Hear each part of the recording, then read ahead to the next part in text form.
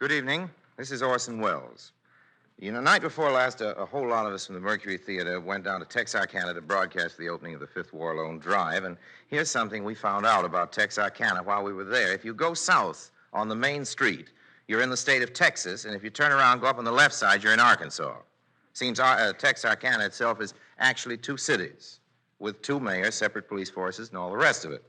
Well, I got into town a few days early to write the script for the Bond Drive broadcast, a broadcast which attempted to define, among other things, the causes of the war. And while I was thinking about those things, sitting up in my room in the Grim Hotel looking out over State Line Avenue, thinking about borders and boundary lines and fascist aggression and imperialist greed, a crazy notion popped into my head, remembering that the fascists always hanker for everything that belongs to the other fellow. I asked myself the following loony question.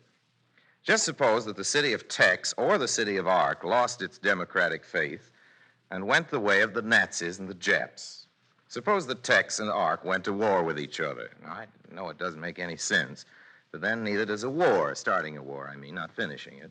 Suppose that the town of Tex or the town of Ark permitted a gang of nuts to take over their government, and then, well, that supposition, by kind permission of the good folks of Texarkana, is the basis of tonight's little fable. For purposes of our story, one of the two towns had to play the villain, so Jim Bryant and Millard Simmons, chairmen, respectively, of the Tex and Ark War Loan Drive committees, met on the state line and flipped a silver dollar. Arkansas lost, and right here before it's too late, we'd like to say to the citizens of Ark that any resemblance in the following narrative to real persons or places is accidental, unintentional, immaterial, and besides, we're only kidding. Our story begins in the little town of Texarkana on the Arkansas side, where one Alfred Hinkler, a fish peddler, was prone to ply his trade. Hinkler was not a very good fish peddler. Some said it was the fish, some said it was Hinkler. The fact remains that he did very little business. Folks never went so far as to accuse Hinkler of short-weighing them. However, it was generally recognized that he had the heaviest pair of thumbs in the business. Hinkler often tried to sneak up on unsuspecting marketers who, in the confusion, might buy his wares, but if the wind was blowing in the right direction, by the time he got there were no crowds. Somewhat discouraged, he sought new markets on the Texas side. As we see him now, he's pushing his cart down West 3rd Street. Smelts? Smelts? Get your fresh smelts today. 30 cents a pound. Anybody want any smelts? Hinkler continues past the Grim Hotel, Sears Roebuck, and brings his cart to a stop in front of Smith's Barber Shop. Smelts? Smelts? Fresh smelts. Get your smelts today. Bill Smith ambles out of his shop. Hey, hold everything there, stranger. I reckon you could find a likelier spot to go peddle your fish. Listen, when I want your advice, I'll ask for it. Get your fresh smelts here. But you standing right in front of my barber shop, fella, and these here fish ain't helping my business now. At this point, Hinkler, enraged, picks up a smelt and slaps the Texan in the face with it. 3 weeks later, when Hinkler emerged from the Texarkana hospital, he was sentenced to 6 months in the county jail for disorderly conduct. It was here that Hinkler wrote his now famous book, My Dream, in which he expounded the theory of superiority of Arkansans and also the doctrine of health through smelts. The book caused some comment. Here's a little group of people in front of Brown's drugstore on the corner of East Broad and Olive. Very well. What do you think of it? He's a crackpot. No, I wouldn't say that. If you asked me, some of them things that fella Hinkler says makes a darn lot of sense. Really does. What do you mean? Well, it's a fact, you know, that us Arkansas folks is, as a rule, an eighth of an inch taller than them Texas fellas. Where'd you hear that? I don't know. I read it somewhere. I think it was in that Hinkler's book. He's a crackpot. Yes, most people dismissed Hinkler as a hackpot or crackpot. But a few listened.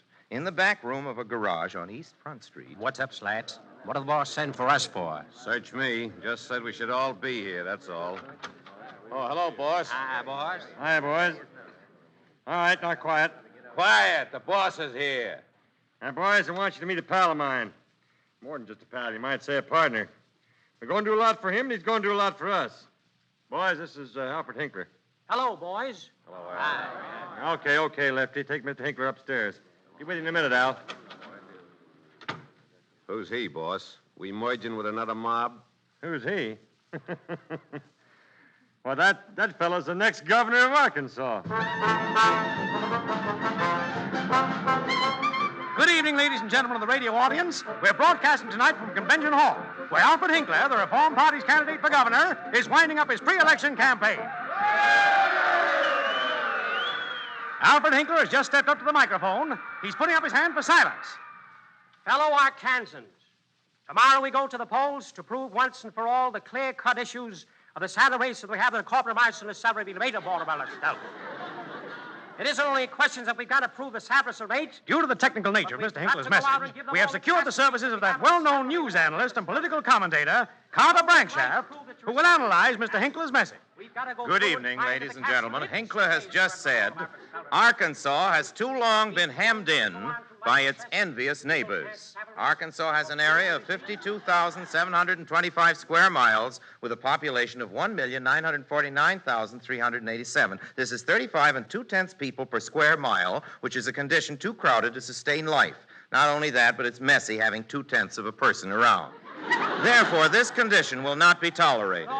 If I am elected, says Hinkler, I will revise the eternal economy of Arkansas so that there will be more of everything for everyone. And those little things in life that you can't... Are Bullets, you not a bobby socks. Are you an asset? Now we come to women's place in the new order. Women's place is in the home, and the women of Arkansas will have the honor of being the mothers of the future soldiers of greater Arkansas. Hinkler's very much moved by this tender thought. He's wiping a tear from his eye. Those candidates that I prove that I'm not, it is not only a candidate, but we can't It is let now them- time to unveil the monsters who have undermined the security of the state. You promise to prove that your little dowry A queen- small avaricious minority whose lust for wealth and power has brought the people of Arkansas to the brink of disaster. The barbers. And I'm not going through with it. 50 cents for a haircut, 20 cents for a shave. Not only are these exorbitant prices ruinous to the economy of our state, but the mere existence of barbers is an insult to the memory of the native sons, past and present, of the great state of Arkansas. I refer to Abraham Lincoln, Walt Whitman, General Robert E. Lee, Monty Woolley, and the Smith brothers. That is why I say the barbers must go, says Hinkler. I promise that if I'm elected governor, I will eliminate the barber, lock, stock, and hair tonic. And we go through it, happening like the state, and they'll do it to you, too.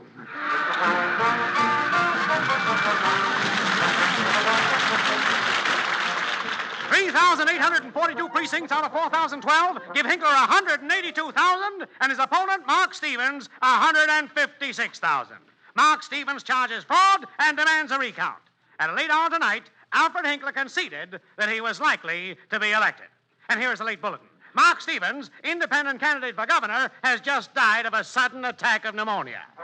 We bring you now a special broadcast from the Glee Club of the newly formed Arkansas Youth Movement.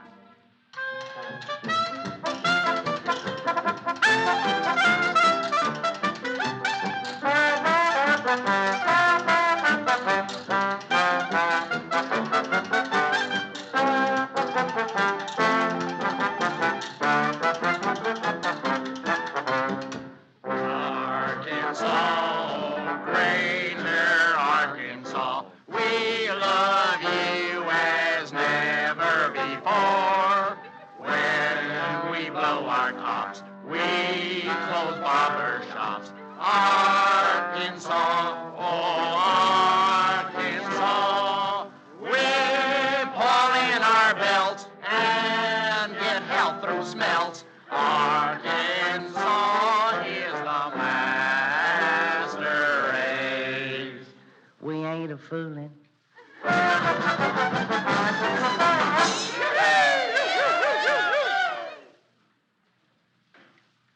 What time is it, Bill? Oh, going on to 9. Time for Sam White. Let's hear the news. Good evening, folks. This is Sam White, the voice of Texas, bringing you the latest news. Neighboring states is watching with apprehension developments over in Arkansas, where the newly elected governor, Alfred Hinkler, has dissolved the state legislature and has conferred on himself the title of custodian of the treasury, guardian of the courts, and grand exalted benefactor of the public weal. A Little Rock Dispatch tells that the new governor modestly just wants to be called master. Well, what do you think of that? The following decrees has been issued. All persons is forbidden, under penalty of death, to listen to foreign broadcasts emanating from neighborhood states. All children over 6 months' age has got to be turned over to the state for military training. All barber shops must be closed during the following hours: 12 to 3, 3 to 6, 6 to 9, and 9 to 12. Well, that's the darndest thing I ever did hear of. Oh, here's a late flash. Van Buren, Arkansas. The last remnants of opposition to Alfred Hinkler was eliminated today when Bob Burns was thrown into a concentration camp and his bazooka burned in the public square. Oh, our shortwave monitors has just picked up a broadcast from Little Rock where Alfred Hinkler's making the important speech. We're switching now to Arkansas. Come on in, Little Rock. Hinkler's just been introduced. Now he puts up his hand for silence. Citizens of Arkansas, I come to you tonight to prove that I can sell a boss with the people that haven't got an instant trace of force of the paper wiper as a file of mine.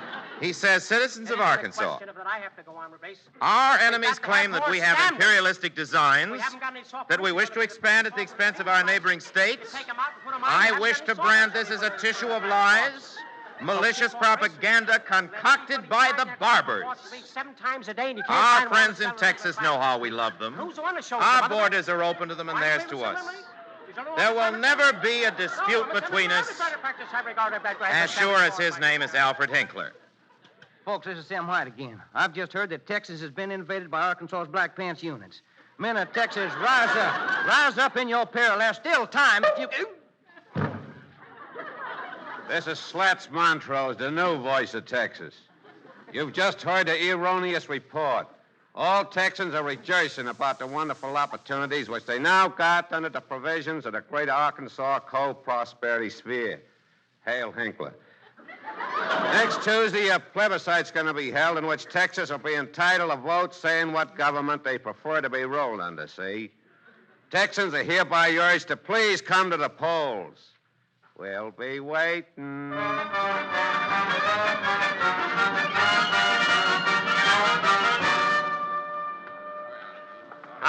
All right, stay in line there. When you come up to the ballot box, you don't have to bother writing down anything. Just answer yes or no to the question, do you want Texas incorporated into the state of Arkansas? Now, you're first. How do you vote? Yes. Next. Yes. Next. Yes. I want you people to realize that you're entitled to vote any way you want. Next. How do you vote? Well... Next.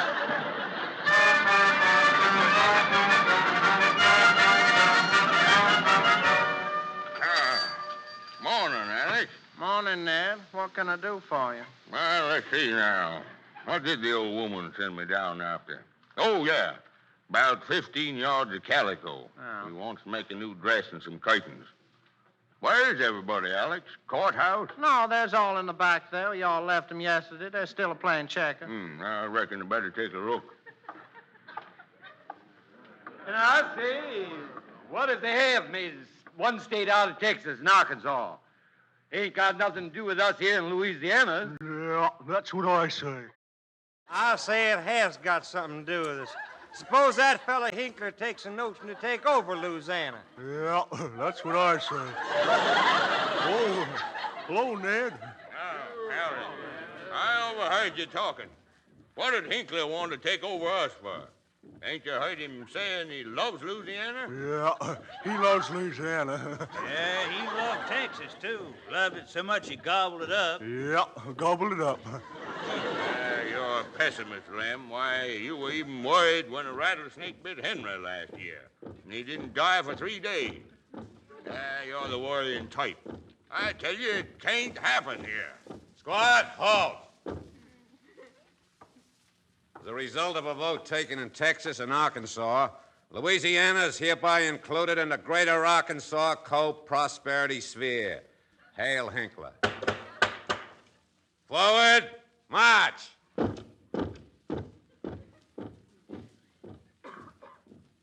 What's that thing that fella tacked up on the wall, Alec? Proclamation. Know all men by these your presents, Louisiana will henceforth be known as South Arkansas. Y'all will thus have the opportunity of sharing in the benefits of the new order. The following offenses will be punishable by death: patronizing barber shops, expectorating on the streets, especially in the direction of Little Rock, congregating in crowds, a crowd is to be construed as meaning one or more people.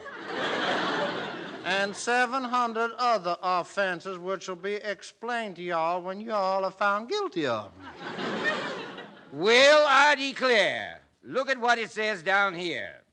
I hereby appoint as mayor of Monroe, Louisiana, Lucifer Jenks. Why, Lucifer, that's you. Yep, that's me.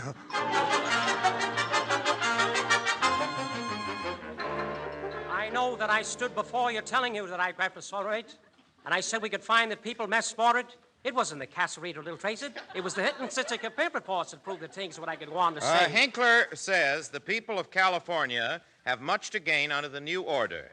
He will guarantee them oranges. And every Senate fought the nights. They will already face and prove what we are doing. Hitler's Black Pants troops have succeeded in putting down opposition in all of California except Pomona. Hinkler gave as the reason for his unprovoked attack on California the following statement: Arkansas must have an outlet to the sea. When it was pointed out to him that Greater Arkansas already controls the entire Gulf of Mexico, he said, Arkansas must have an outlet to the sea in all directions. After I come to you and give you my staffers, we give you sword of horse for little pepper. Hinkler says he will not stand. He will not stand for Rhode Island bullying Greater Arkansas. Therefore, he says he has ordered the occupation of Rhode Island by 3 of his Black Pants troopers who happen to be in the neighborhood. And there you are. Yesterday, in a barber shop in Perth Amboy, New Jersey, a visitor from Arkansas complained that a barber used a towel that was too hot on his face. This morning, as Black Pants troops marched into New Jersey, Hinkler said, we will not stand by and see our citizens tortured. So I say, Meist, did I say to the boss? I give you the Gressford Hutteners, my camera 7 hours. He says Arkansas now controls all the states in the Union except New York. He says this is all the territory he wants in the United States. And what can you do?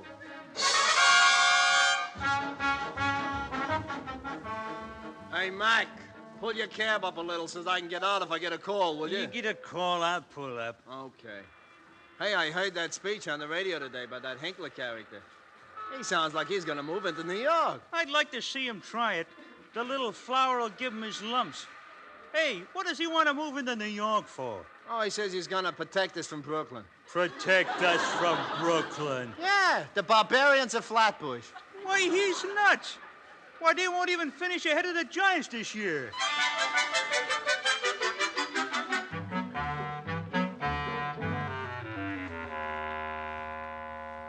Well, that's about all there is to our story, ladies and gentlemen, except the finish.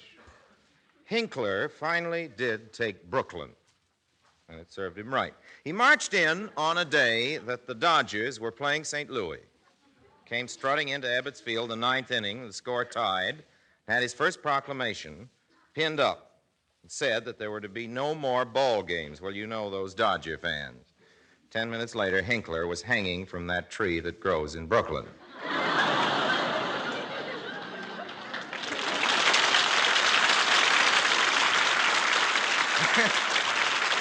And a lucky thing for Hinkler, too. For just about that time, folks in Arkansas got to thinking, what if they were an eighth of an inch taller than folks elsewhere? Or what if they weren't? Or what if they combed their hair different?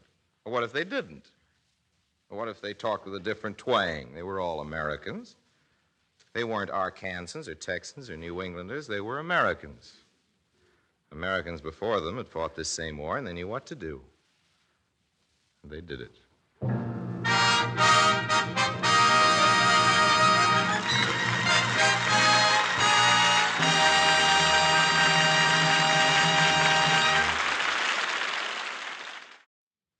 Americans before them had fought this same war, and they knew what to do. And they did it.